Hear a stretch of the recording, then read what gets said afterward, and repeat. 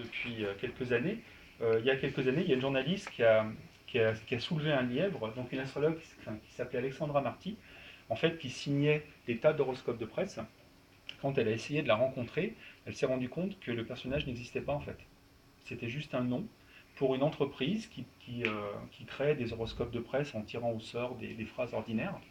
Mais il n'y a jamais eu de plainte auprès des journaux qui publiaient ces horoscopes. Ces horoscopes n'avaient pas l'air de marcher moins bien que les autres. Ce genre de choses, les astrologues n'en tiennent pas compte dans leurs explications du succès de l'astrologie. Alors que c'est déjà connu, c'est très très connu. Un exemple qui est terrible aussi, et moi j'ai interrogé, enfin j'ai lancé des appels aux astrologues, mais j'ai jamais eu de réponse.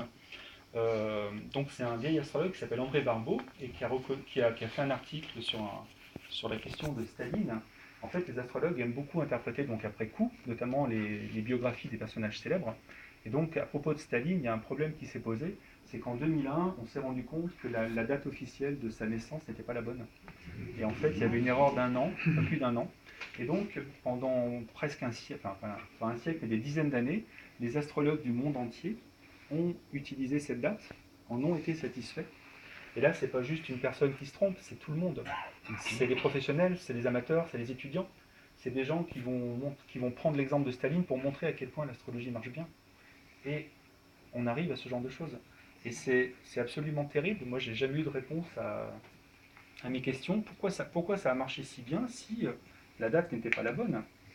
En fait, l'erreur ici, c'est de croire que la date est importante. Pas forcément. Il y a un autre biais, c'est le fait de sous-estimer la richesse du symbolisme astrologique aussi. En fait, quand on examine théoriquement l'astrologie, on se rend compte qu'il n'y a pas besoin de lien entre les fondements et les pratiques. En fait, quand on est en train de pratiquer, vous voyez là les exemples que je vous ai donnés, on ne parle pas des constellations, on ne parle pas de gravitation, on ne parle pas de ce genre de choses. Il n'y a pas d'enjeu théorique dans une consultation, sinon au niveau des croyances de l'astrologue. Donc on peut voir vraiment les choses différemment. Alors je ne vais pas avoir le temps de vous parler de ça. Ce que je vais juste vous dire, c'est que il y a un moment, dans mes nombreux questionnements, je m'étais demandé, mais pourquoi les chefs d'entreprise ou les hommes politiques consultent des astrologues? Ils ont des conseillers partout autour d'eux. Qu'est-ce qu'ils vont chercher auprès des astrologues si ça ne marche pas, quoi? Et pour aller très vite, moi, je m'étais dit, et je pense vraiment maintenant, que le fait que l'astrologie et les astres de l'astrologie soient déconnectés en fait de la réalité, ce ne sont pas vraiment des astres qu'ils utilisent, et ben moi, je me demande si ce n'est pas un énorme avantage pour eux. Parce que le fait de ne pas être contraint par la réalité, ça peut permettre des associations d'idées totalement nouvelles, inattendues. Et finalement, c'est peut-être ça que les gens qui sont entourés de conseillers spécialisés vont chercher là-dedans. C'est-à-dire des idées auxquelles ils n'avaient pas pensé. Et en fait, la meilleure façon pour expliquer peut-être que ça marche bien, c'est le fait que ça soit complètement déconnecté de la réalité. Et vous voyez qu'on est dans des questionnements à l'opposé des questionnements habituels, en fait. Mais ça ouvre des perspectives derrière bien plus intéressantes. Donc je ne pourrais pas parler de tout ça.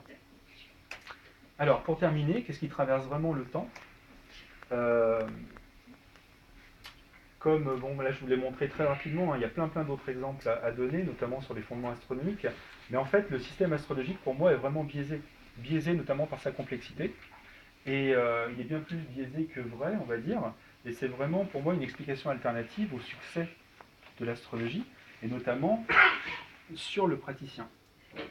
En fait, les symbolismes astrologiques, moi je n'ai pas peur de dire qu'ils sont inspirants, féconds, riches, ils permettent plein d'interprétations. Mais c'est pas parce que, enfin, leur richesse n'est pas pour moi due à leur nature, qui renvoie à quelque chose d'extraordinaire, mais c'est juste leur histoire. Ça fait plus de 2000 ans qu'ils existent, et ils ont eu le temps de se complexifier et d'être utilisables, et de permettre plein d'interprétations. Il n'y a pas besoin qu'ils soient vrais, qu'ils renvoient à une réalité. En plus, au fil des siècles, chacun peut projeter ses croyances sur le système. Et il y a une... je ne sais pas si vous connaissez l'Association française pour l'information scientifique, qui a publié plein d'articles sur la critique de l'astrologie. Il y en a un qui avait particulièrement retenu mon attention à l'époque, et qui m'avait encore plus fait douter, en 2009, qui présentait une expérimentation parmi plein d'autres, où en fait on donnait une date de naissance à plusieurs astrologues, et on regardait si leurs interprétations étaient cohérentes. Pas si elles étaient vraies ou fausses, mais simplement s'ils disaient la même chose. Et en fait, les interprétations n'étaient même pas cohérentes. Et donc ça pose encore d'autres questions par rapport à la tradition astrologique derrière tout ça. Et en fait, il y a peut-être énormément de créativité en fait, dans la pratique de l'astrologie, Et moi, je pense que c'est ce qui fait le succès même de la consultation. Mais il n'y a pas besoin que l'astrologie soit vraie, il y a juste besoin qu'elle soit complexe, sophistiquée, etc. Alors finalement, est-ce que c'est bien l'astrologie qui traverse le temps? Est-ce que ce ne serait pas seulement son système? C'est-à-dire en gros le cercle, les points et les angles que je vous ai montrés. Parce que si on remonte dans le temps, qu'on prend l'astrologie d'aujourd'hui, qu'on prend l'astrologie il y a encore même un siècle, qu'on prend l'astrologie à la Renaissance, celle des Arabes autour de l'an 1000, qu'on remonte dans l'Antiquité grecque, ou qu'on aille même jusqu'en Mésopotamie, on a à chaque fois des choses très très différentes, dans lesquelles on peut trouver certaines petites lignes qu'on peut suivre, mais souvent c'est très très très différent finalement. Et finalement, ça n'a peut-être pas vraiment de sens de se demander est-ce que l'astrologie traverse le temps? Parce que l'astrologie, celle d'aujourd'hui, c'est pas la même que celle d'avant. Et donc finalement, dans ces cas-là, l'histoire qu'on fait de l'astrologie, si on veut en faire une, ça sera celle des usages, des différents techniques qui sont utilisées, des erreurs qui sont commises.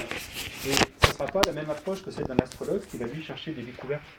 Ah, ils avaient telle pratique à ce moment-là, ah, à ce moment-là, on pouvait prévoir telle maladie ou je sais pas quoi. Non, c'était juste des pratiques à l'époque. J'ai quasiment terminé.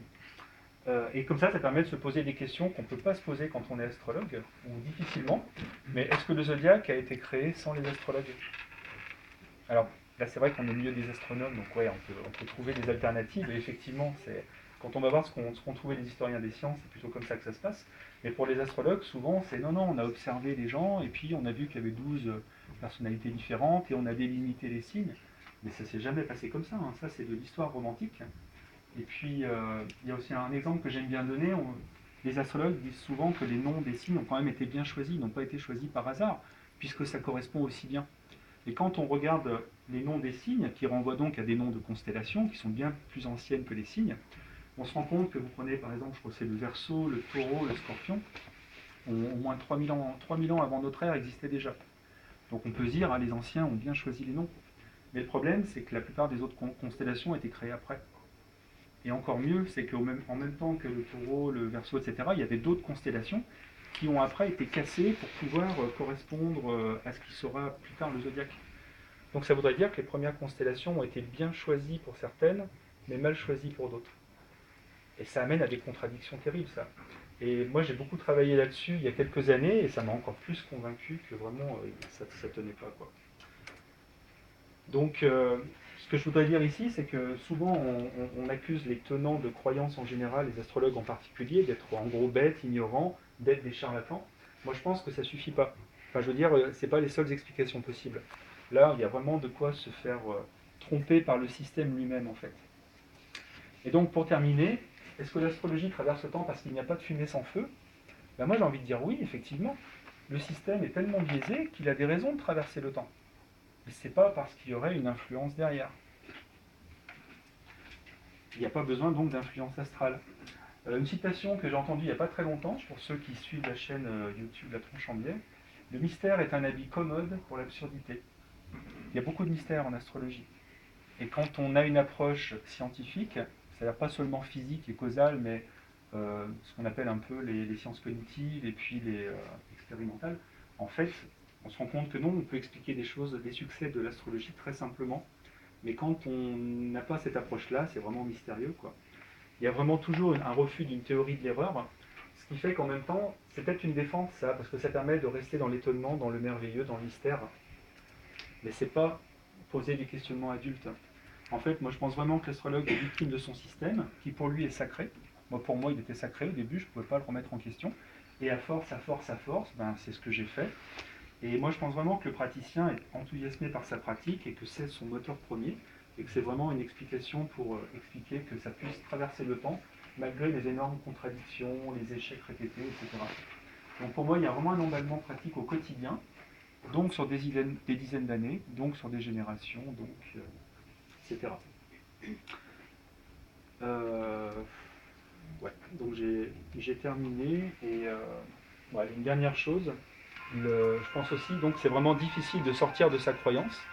Aujourd'hui, on parle de dissonance cognitive quand on est vraiment mis en face d'un fait qui va contre notre représentation du réel. Et la réaction de notre cerveau, c'est d'essayer de se protéger. C'est d'essayer de trouver des raisons pour ce qu'on appelle résoudre cette dissonance. Et ça, psychologiquement, c'est violent. Et en fait, Je pense que c'est beaucoup plus confortable de ne pas trop critiquer ce qu'on croit en général. Là, je suis dans le vague. Mais je pense que ça peut être aussi une des raisons qui fait qu'on persiste dans les croyances et donc on continue de croire.